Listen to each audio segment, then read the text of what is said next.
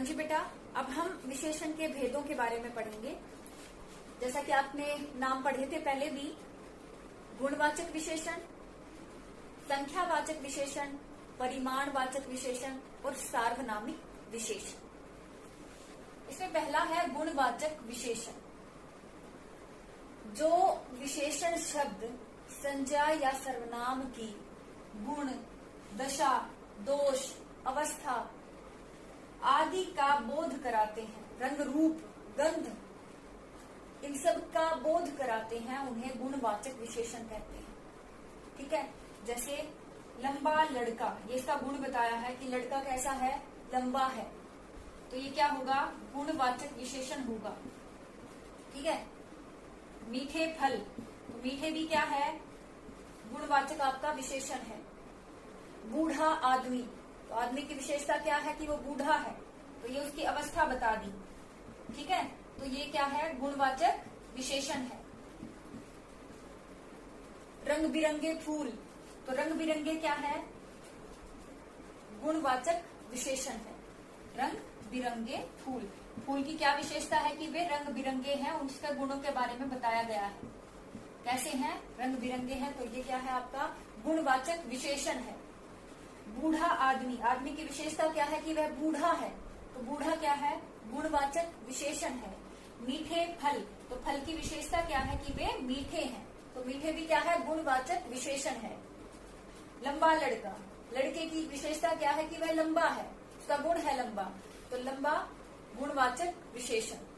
ठीक है, तो यहाँ आपने देखा कि सिर्फ गुण ही नहीं बताए जा रहे। अगर मैं कहूँ बेईमान लड़का, ईमानदार लड़की, तो चाहे वो गुण है चाहे वह दोष है, सब क्या होगा, गुणवाचक विशेषण। अर्थात संज्ञा या सर्वनाम का जो गुण, दोष, अवस्था, दशा, हालत, गंध आदि के बारे में बोध कराते हैं, उन विशेषण शब्दों को गुणवाचक विशेषण कहते हैं। ठीक है, ऊंचा पहाड़, लंबी नदी, गहरा नाला, ये सब क्या है, गुणवाचक विशेषण के उदाहरण होंगे। ठीक है बेटा, अब दूसरा है आपका संख्यावाचक विशेषण। संख्यावाचक विशेषण, जैसे नाम से ही स्पष्ट है, संख्या, तो संज्ञा या सर्वनाम की संख्या संबंधी विशेषता बताने वाले विशेषण शब्द क्या कहलाएंगे, संख्यावाचक विशेषण। संज्ञा या सर्वनाम की संख्या संबंधी विशेषता, जिसको हम गिन सकते हैं, संख्या संबंधी विशेषता बताएंगे संज्ञा की या सर्वनाम की। जैसे संख्या बताई, जैसे 5 लड़के। ठीक है, तो लड़कों की संख्या का बोध हो रहा है, तो 5 क्या है, संख्यावाचक विशेषण है। 4 सेब, सेब की विशेषता क्या है कि वे 4 हैं, संख्या के बारे में पता चल रहा है, तो 4 शब्द क्या है, संख्यावाचक विशेषण है।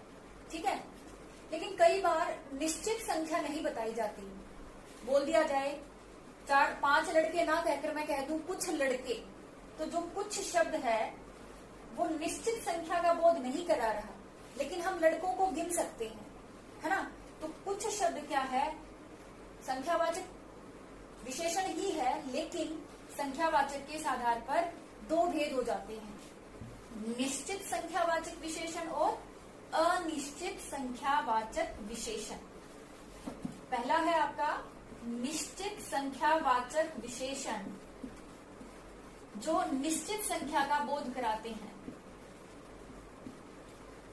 निश्चित संख्यावाचक विशेषण, जैसे मैंने कहा था 5 लड़के, तो आपको स्पष्ट है कि कितने लड़के हैं, 5 लड़के हैं। 4 लड़कियां, 12 आम, तो स्पष्ट है कि कितने हैं, निश्चित संख्या का बोध हो रहा है, तो वहां होगा निश्चित संख्यावाचक विशेषण। लेकिन हमें जब निश्चित संख्या का बोध नहीं होता, वहां होता है अनिश्चित संख्यावाचक विशेषण।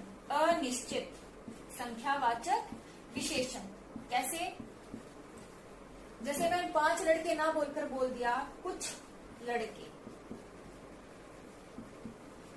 तो कुछ शब्द क्या है, अनिश्चित संख्यावाचक विशेषण है। थोड़े आम, आम की संख्या नहीं बताई, थोड़े बोला, तो थोड़े शब्द भी क्या होगा, अनिश्चित संख्यावाचक विशेषण होगा। ठीक है, अर्थात जब हमें निश्चित संख्या का बोध हो जाए संज्ञा या सर्वनाम की, वो होंगे निश्चित संख्यावाचक विशेषण, और जब निश्चित संख्या का बोध ना हो वहां होगा अनिश्चित संख्यावाचक विशेषण। ठीक है, अब जैसे अगर मैंने बोला 1 दर्जन केले, तो आपको पता है 1 दर्जन में 12 केले होते हैं, तो वो क्या होगा, निश्चित या अनिश्चित?